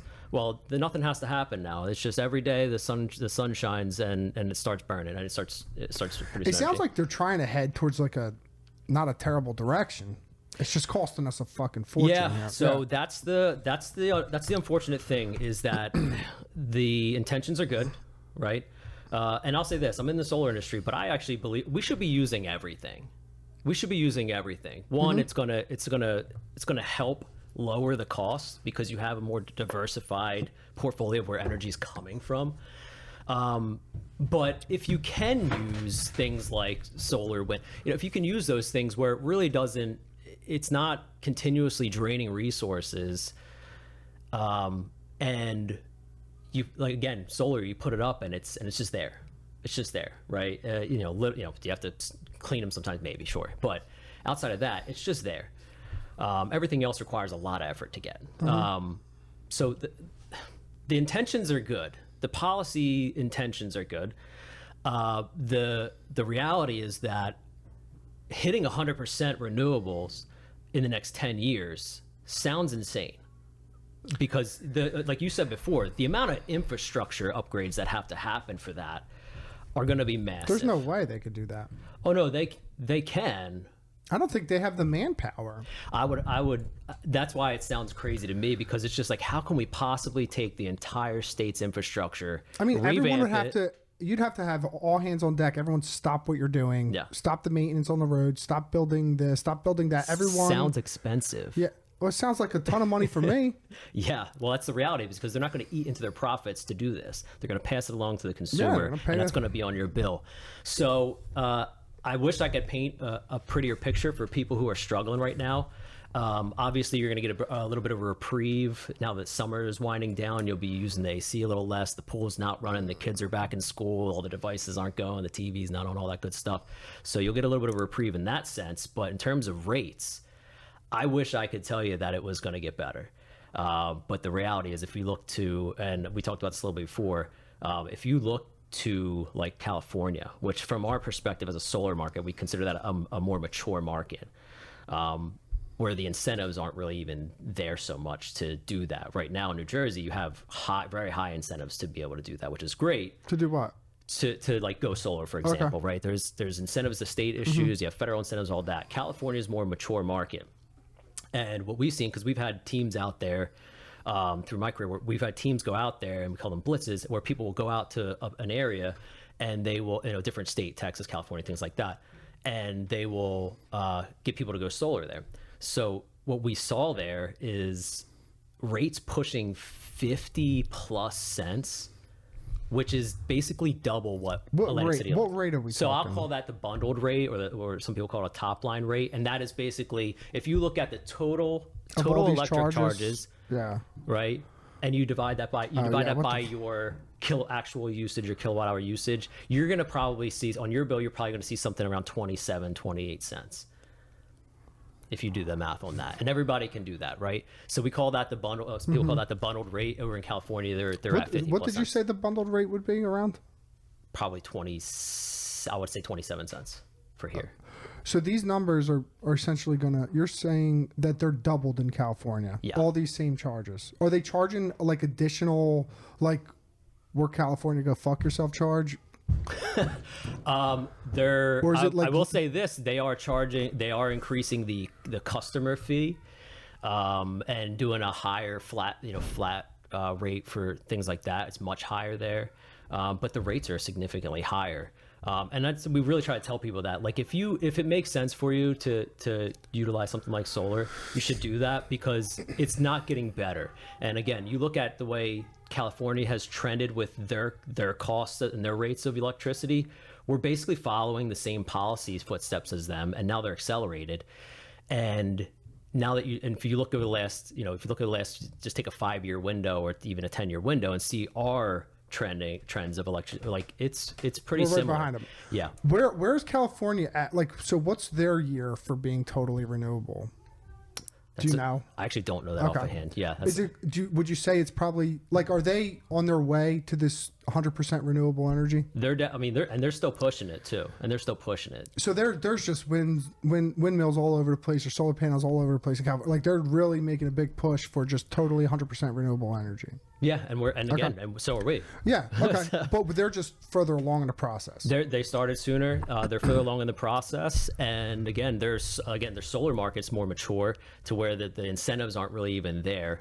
And that's the reality, is that unfortunately, you're going to be along for the ride because of the monopolistic control that they have. Average people are going to generally be along for the ride over the next 10 years to that 100% renewable transition. And because, like, as we're saying, it would have to be an all hands on deck. We're pumping this thing out over the next 10 years to upgrade that infrastructure. And it's either going to be very costly, I think it's going to be very costly or very costly. I don't think there's any way around that based on the timeline. And they're not going to eat Exelon or these other utility companies. They're not going to have that eat into their profits. There's no shot. So is it up to the state to these BPUs, right? The BPU you were talking about earlier, that's basically just a petition from the energy company to increase their rates from the state. And the reason they're doing that is because they're rearing up ready for this renewable energy thing that the state imposed to begin with. Is that fair? Yes and no. Okay. So with the BPU, and when they petition to increase their rates, that's actually based on the market price of wholesale energy that they got from these auctions. So who's paying for all this renewable energy? All this infrastructure for renewable energy? The electric companies or the state? Basically the utility companies are, and they're not getting grants from the state. They're not getting grants from the federal government. I'm sure they're getting something, but nothing even. I mean, we're talking trillions of dollars. It's going to cost. We're looking at it. This is how this gets paid, because it's not the state's infrastructure. It's the utility company's infrastructure. They're the ones who said, "Hey, we're going to put up poles and lines so we can connect to customers and charge them and have lifelong customers." But you said they're basing their rate increases on what it's costing them to buy the energy. Yeah. So it has nothing to do with supply. Right, but it has nothing to do with like down the road infrastructure. It just has to do with, we just want to keep our same profit margin. Some of it is likely future. Let's say we know there's going to be a massive solar farm being put in place. That requires a lot of surrounding infrastructure, right? But I think a lot of it is reactive. Right. Take, for example, there's times where we take on projects, and it all believe it or not, if you want to go solar, you have to get permission from Atlantic City Electric. We can't just slap them up there and say everything is great. Why? They can say no, you can't have solar. Absolutely. There are people right now that we call them in a blackout. Why do you need Atlantic City Electric for solar? Because it's because of something called net metering, and basically what that means is that if you have solar panels, you're going to be producing energy throughout the daytime when you have sun. So let's say you're producing enough energy and maybe a little bit extra or excess that you don't use. Let's say everybody in the house goes to work all day, and then at 5 o'clock everybody comes home. But up until that point, nobody was home, and there's really not a whole lot of electricity being used. But your solar panels are pumping electricity. Mm-hmm. The good thing in New Jersey is that they have these net metering policies where it says if you are overproducing, you can send that electricity back out into the grid, which your neighbor's just going to suck up immediately. And the utility company has to give you a 1-for-1 credit for that. Now, when you come back home, everyone comes, if you have kids, they come home from school, I come home from work, where the lights are on, we're cooking dinner, everything's going, the kids are on their devices, the TV's Then going, you everything. take back all the energy that You're pulling it back. gave away. So all the that, idea yeah. is to have a net zero. That's why they call it net metering, is to have a net zero. That right? makes sense. And so that's really what it is. So when you see, we have projects where Atlantic City Electric or any, to be fair, it's any utility in the state, they're going to say, hey, listen, our infrastructure in that area cannot handle a backfeed. So either you guys pay could be $7,000, $10,000, $15,000 to get a transformer upgrade, which is infrastructure upgrade like we're talking about, or we're just not going to, you can't do the project. So that happens for us. And that's how people get in Atlantic City Electric territory, what you call a blackout zone. And I'm sure if you have tried going solar and have been told no, that is likely the reason. And that's basically Atlantic City Electric. What they claim is our infrastructure can't handle any more backfeed until we get these upgrades done. And so nobody in that area, whether it's a street, sometimes an entire town, nobody's getting solar to backfeed into our grid because of that. And until the upgrades are made, no one's going to. So you're stuck. So you have kind of... You can't just store your own energy? You can get a battery. Absolutely. And battery backups have been getting more popular. And I think that's more kind of like world event. People are kind of concerned, like what happens if the grid goes down or, whatever. Right. But there's also really great, there's apps and you can program your battery in your whole system to pool. So let's say you're charging it up all day, you charge your battery all day. And at nighttime, you don't want to pay their rates for the little bit you're doing. You pull off the battery, and then in the morning time, it recharges the battery, and then you start doing your net meter again. That's the great thing, is that you don't have to buy a battery, because the reality is batteries are expensive to the average person, I would say. So I mean, you could spend very easily anywhere between $8,000 and $15,000 on a single battery. How long do they last? It depends on the battery. And it depends on your usage, so and how much of an expectation is that you have. like a lithium battery, like we see in a Tesla? There are lots of different ones, but yeah, okay. Tesla's probably one that you've heard of. Probably not so great things about, but one that you've heard of. But there's all kinds of brands, and there's all kinds of models, and that's what's kind of sometimes it's so hard to talk about these things generally, is that every single house is different. They have a different electricity demand. They have, it's just different circumstances, how their house is oriented. I mean, there's so many different things, what their needs are. You have people who are just everyday users. I go to work 9 to 5, I come home, I hang out, maybe I watch football on Sundays. I don't have kids, I got a cat.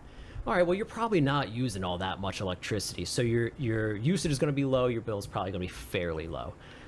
Then you have, hey, I got 5 kids. I got a pool. I got electric heat. You have all these other things going on, and you could have the identical house as your neighbor, but because of what the activity going on inside the house, your bill is going to be outrageous because you're using more compared to your neighbor who's not using anything really. Even though it's like, hey, maybe it's like one of those cookie cutter developments. It's like, hey, I have the exact same house. What's going on here? Yeah. What's going on inside that matters? This is why we can't. I'll tell you what, I would love it if I could just sit at home and say, hey, well, here's a price. That's what it right? sounds like when you call these energy, like South Jersey Gas or Atlantic City Electric. They're just like, well, I don't know. Like, what? I don't know what you're doing. A lot of stuff goes into it. Yeah. But like, this kind of gets into this math not mathing thing, which is like such an annoying phrase, dude. I can't. But when it's true, it's true. It is. So let's take a look at this for a second. I can't believe how much time we spent on that, just understanding the bill part. I'm going to preface this by saying that we could talk about this and it probably still won't make sense. Right. So we increased this is the letter from Nor'easter Nick, right? Yeah. The math still ain't math. So they did a 18 to 20% rate increase or something, or what did they say it was? I'm sorry, I'm not like sitting here reading it because they were just saying wanna kinda- 15. I think they were saying 15%. Was on the supply side, right? Yeah, on the supply side, and then the additional 3.5% on the delivery side is what So they're saying. let's just call it 20%, right? So if you're paying they're basically saying if you had a $100 bill last year, you have a $120 bill this year. Not really. Right, exactly. And that's kind of what Nor'easter Nick is saying. Look, like, yeah, average temperature is up about 3.5%, or, so put another 3.5% on top of it. Like, how is it that that an average temperature 3.5% on top of, we'll call it last year's, creates an exponential increase in energy? Because it sounds like it should just be, okay, throw that 3.5% on top of the bill, and okay, we're paying $123.50 instead of $100 last year. But people are paying, $250 this year when they were paying $100 last year. How does it make sense? So when as an average person, you're looking at that and you're going, yeah, that makes a lot of sense. Like, how can you say it's 20%, but when I do the math, it's actually more? Now, I'm not going to say that when you do the math, you actually do the math, that it's going to actually work out and make sense. I think there actually is something very wrong with whatever's going on with Atlantic City Electric right now, and I think the 100,000 people that are affected and complaining, I think that's pretty evident. But when you say like, oh, well, if I just take 20% and slap it on what I paid last year, that's not the reality, because we just looked at the bill and it said the first 800 kilowatt hours I'm charged this rate, but then the next one I'm charged a certain rate. So it actually is more than just an 18 or 20% increase, because you have those two separate rates based on your usage. But if you just put 20% on each of them, then it would just equate to 20% of the whole. Yeah, you would think, but it would. If you're using exactly the same amount of electricity, possibly. But but it's just the general rule of thumb. I think people are using okay, $100 last year should be $120 this year. Yeah, it would be great if people it was aren't that just simple, running around with their lights on all. I mean, look how many lights we got right now. I'm probably using a little more electricity than I did last year. LEDs, so that's good. Yeah, it's cool. But just for the average person, like an average rule of thumb, and I'm sure people who paid $100 last year and their bill was like 170, like 150, 100, they're probably not even that. They're probably not even the ones on this victims of Atlantic City Electric. Yeah, didn't think twice. Right. It's the people that they're it was $100. They said it was a 20% increase. They're seeing Nor'easter Nick say, oh, the average temperature is 3.5% more than 2 years ago, which was the hottest ever, or whatever. And then they're like, okay, well, how does this, how am I up 200, 300% on this bill? And you're saying something is wrong. I think so. And this, I think there's a discussion to be had around these the meters, the new meters that everyone's having, right? And I think there's a lot of fear and anxiety around those. The reality is we're not really going to know the truth about that, because we don't have an inside look to even know. But what I can tell you about those meters is that they are programmed a certain way. And so, for example, if you have a residential rate, which is just like you, right? You and me, everybody that has a normal house, there's a certain rate for residential. It'll be programmed for that. I can tell you, when you go solar, for example, that meter needs to be programmed to be able to import and export, not just go one way and track. It's got to track both ways for that net metering. To make sure you get it back. Correct. Yeah. So if I had to... And again, I mean, it's just up in the air. Everybody's just like, what is going on? Everyone's trying to figure out what it is. But the reality is, I don't know if we'll ever really find out. But I think there's some sort of issue with the programming on those meters. I don't necessarily think it's like, hey, the meter itself is evil. People have a fear of change. That's fine. And I don't want to discount anybody that's saying, I got this new meter and all of a sudden I'm being charged more. I think it's fair to even say that there's a possibility those old meters just weren't all that great for Atlantic City Electric's perspective. Great for us, not for them, because they're these old style, it's an outdated technology possibly. And so the reason for the big push for the upgrade is because well, now we can actually track this a lot better, so it's better for their pockets, That's obviously. the scary part are they actually working where the other ones weren't working, and this is what we should have been paying all along? So I that's something that crossed my mind, and that's what I thought, like, hey, what if these old meters That's kind of what I was thinking too. Like, they just fuck. weren't, I mean, I don't know about you, but I hear a lot of things when I talk to people in the house, and we talk about solar, but they go, oh, well, I could just do the old thing, put the magnet on the, or like try to put the paper clip in. It's like, yeah, first of all, it's illegal. Don't do that. You will go to prison if you get caught. But it just shows they're not perfect. That's not a perfect. That's not a perfect device. Could we get into this magnet? What do you do? I can't. Please do not do that. You will go to prison. Paperclip? This is what I heard. Okay. Damn. I think you're right. It could be that, but again, I think it's just this perfect. I don't know if I cuss. It's a perfect shitstorm of a lot of things going on, where it's the new meters are coming in, and it was a hot summer, and we did have a heat wave, and the electric rates did go up, and they are the highest they've ever been. And it's just, and people are struggling, so they feel it more. Where if they weren't struggling so much, maybe they wouldn't care as much, where it's like right now, it's like, dude, I can't spend an extra $400 on that. I can't afford food now. So I think it's just this perfect combination. But I will say, if there is an issue, I think it's on the programming of the new meters, and that's going to take a long time to unravel, because I think that they're probably going to have to look at that almost on an individual level. And if you're not putting it in their face, why would they change it if they're going to make? Well, if they're going to get audited, I mean, do you like they're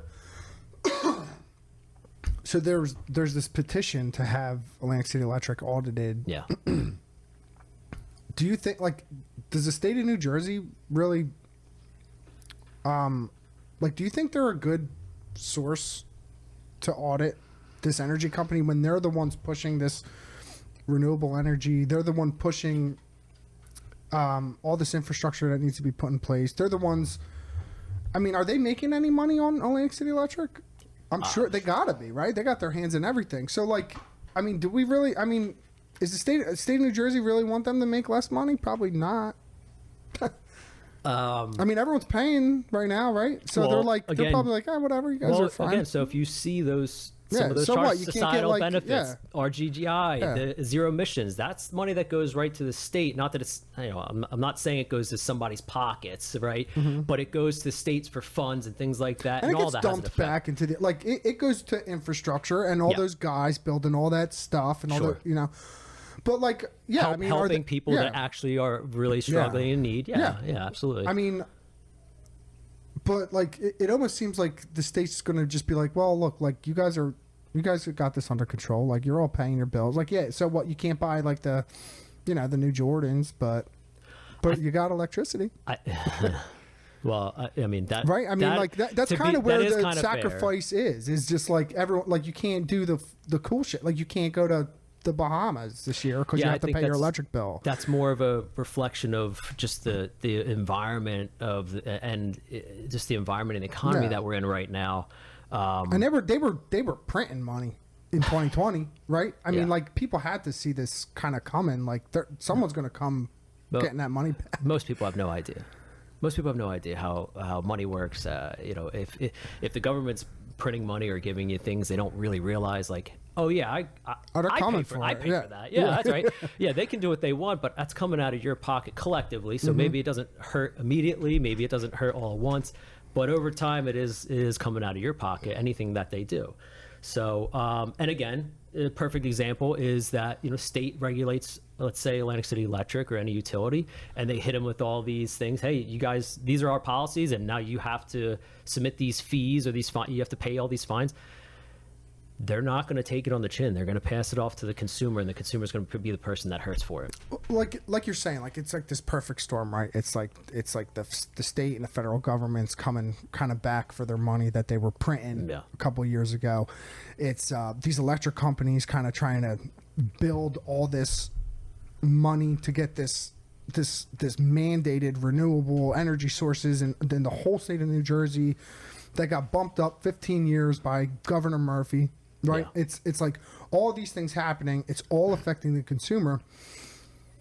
Is there like a means to an end here? Like it doesn't seem like, it almost seems like like the state is in over their head. It seems like we're all in over our heads. Like this is never gonna, we're never gonna be able to like wrap this up. Because like theoretically, right, if we did have all renewable energy resources, all of our energy was coming from wind and sun, like why would we be paying $500, $1,000, $1,500 for an electric bill? We theoretically should not be.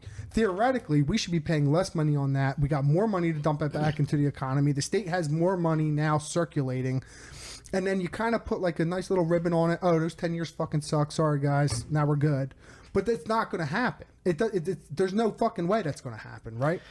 So this is why, for us, we put an emphasis on energy independence on a personal level, because that, like you just said, you're along for this ride. If you can't secure and put a control on your energy costs, you really don't have any alternative or recourse. You are just along for the ride that this corporation is going to take you on, based on reactivity of whatever state mandates or even federal mandates happen. So.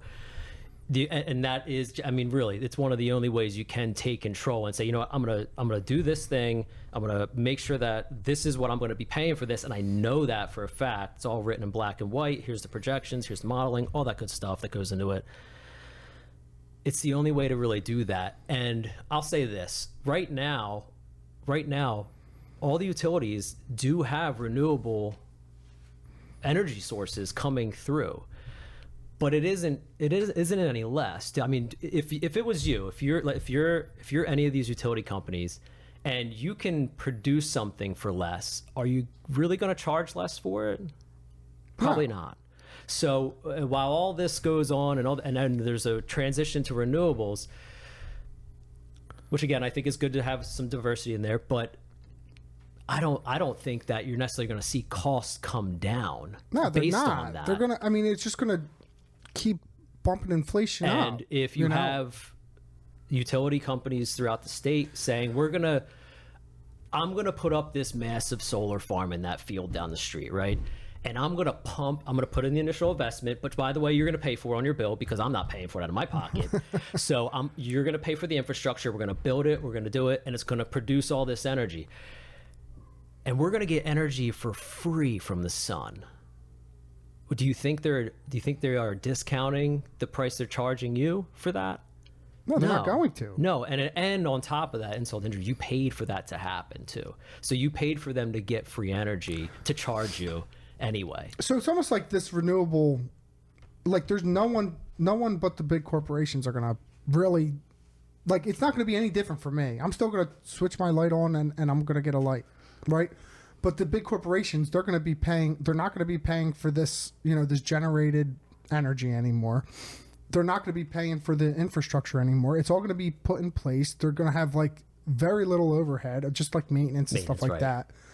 And they're going to be charging us the same amount of money, and their profits are going to go skyrocket. I mean, and then like, so it makes people wonder, like, all right, are these corporations like lobbying the state of New Jersey to put these mandates like from 2050 to 2035 so that they could kind of line their pockets a little bit? It sucks because you can't trust you can't trust the electric company, you can't trust Exelon, you can't trust the solar companies, you can't trust anyone. Because we're all just fucked no matter what, kind of. Yeah. So, well, I don't want to say that because, again, if and I'll say this, who you work with, you can't trust solar companies. Who you work with matters. I was just probably the most. I'm sure. Right. So, because listen, you're going to hear nightmare stories, and fortunately, a lot of those businesses have gone out of business over the last couple of years. Their nonsense caught up to them, and whether it's attorney generals in multiple states going after them, or they find the financial mismanagement, whatever the case may be for those companies. A lot of those companies have gone out of business, which is good because that's the thing we have to fight against too. But the one thing, so this kind of ties in. I think that one of the ways to help unravel this whole Atlantic City Electric debacle is going to be the people that actually do have solar on their house and have had it for multiple years, because they're the only people that can pull up. Like for instance, if you had it, you could pull up on your iPad or computer right now and see what your system is producing at this minute. Mm-hmm. And so you have a history of data that says, hey, I produce this much, and I even produce this much on the month that you're sending me the bill for, but you're telling me that I only produce this much. You have to request those numbers from Atlantic City Electric. They're not going to put all of your solar production on the bill. They'll put the excess. But that's one of the benefits, is that everybody else has to take their word for it because it's their meter, their systems, their inner workings in their corporation. And without something to counter that, without a data point to be able to say, hold on a second, you're saying this, my system is saying this, the system's not biased.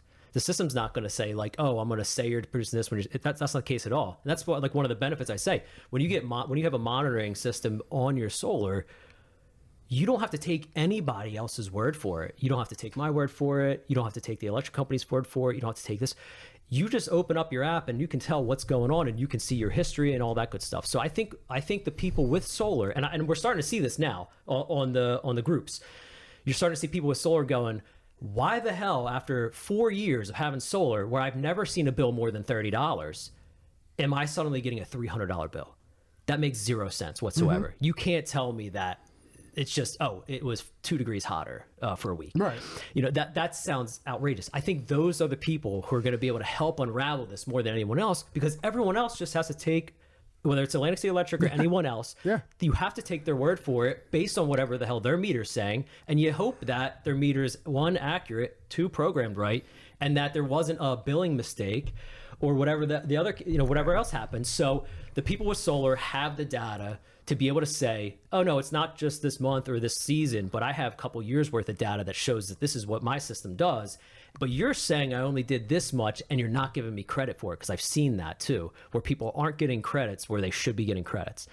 So I think they're the key. The people that have that data are the key to helping unravel some of this mess and kind of help point out some of the flaws. Like, no, there is something actually wrong. It's not just the weather and just the increases and everything else, that there could be actually something else wrong. And again, I think, me personally, just putting the pieces together, it's probably the programming on the meters. I don't know if there's a glitch, if something happened, I don't know. But for people who haven't had a bill more than $30, $50 max in the last few years, because they have solar, it works properly, they got it done right, to suddenly get $300, $400, $500 electric bill in 1 month is outrageous. Like, how is that possible? So I think they're the key to unraveling all of this. And Nick's one of them, actually. Nick has solar, so he's one of the guys. Like, I have the data, and obviously he's a smart guy. So he's one of the guys that can say, I have the data. You're saying this. I got the data from you. What you're claiming, this is what you said I produced, but this is what my system says I produced. So what's going on? And every system in New Jersey has what's called an RGM, a revenue grade meter, in their inverter. Getting a little techie and a little geeky here, but. And what that does, that tracks your production in your system, because you submit that information to the state in order to, there's a portal to get state incentives. So you're going to tell me that the state is willing to accept some type of fraudulent data? No way. They'd be the first people to crack down on that. So if things aren't adding up with this data set versus their data set, then obviously the issue and the fault lies with the utility company. It's almost a shame that there's not a like a third party just meter, you know, like tracker, like just a third party, not connected to the state, not connected to Atlantic City Electric, not connected to solar companies. Just, you can hire them, they work for you, you pay them, they track your shit. Like another fee? Well, yeah, it would be another fee, but you'd never fuck your numbers up. Yeah. Well, so, right, I mean, listen, no one could fuck with your numbers ever if you did that. There's great there's products out there right now, like everybody's got the electrical panel in their basement or garage or wherever you got it. There's smart panels that can actually tell you what you're using. That's cool. By the circuit. So, I mean, by the basically where, if I have this breaker's hooked up to everything in my living room, this is how much energy my living room's, do. So they have smart panels today, which are pretty cool, that can help give you some of that data as well. So if you have one of those, it might be worth looking into and doing some comparison. But if you don't, I mean, and you know what else is, I literally just saw this yesterday, I think. A guy goes, yeah, I shut my entire breaker off for 8 hours. And within those 8 hours, they said I used, 20 kilowatt hours. I saw that. You saw that too? Yeah. You're going to tell me something's not wrong there? Yeah. If you shut the main breaker off, where is energy being burned then? That doesn't make any sense. So I think the $100 customer charge. Yeah. Dude, man, thank you so much, dude, for coming here, taking the time to be the face of Atlantic City Electric and to be the Whoa, don't put that on me. I don't want to be the face of Atlantic City Electric. No, the bearer no, thank of you. bad No, thank news you. for all. Yeah, but man, thank you so much. I can't. I'm so glad you reached out to us. I had actually a really good time. I hope people get a chance to like watch this, and because I know I have a little bit better of understanding of the grid and the system and kind of like what's to come. I think it's all like really good stuff. I really appreciate it, man. Yeah, thank you. I really appreciate you having me. All and right, if anybody wants to connect with me, Facebook, Instagram at Duke Does Solar. Pretty simple. Cool. And you want to shout out your company real quick before you go? Bright State Energy. We're tri-state. We service the tri-state area. If you are interested in solar in New Jersey, solar and or storage battery, like I said, you can find me on social media. That's totally fine. You can go to brightstateenergy.com and you can schedule some time with me, and we can see what might work for you.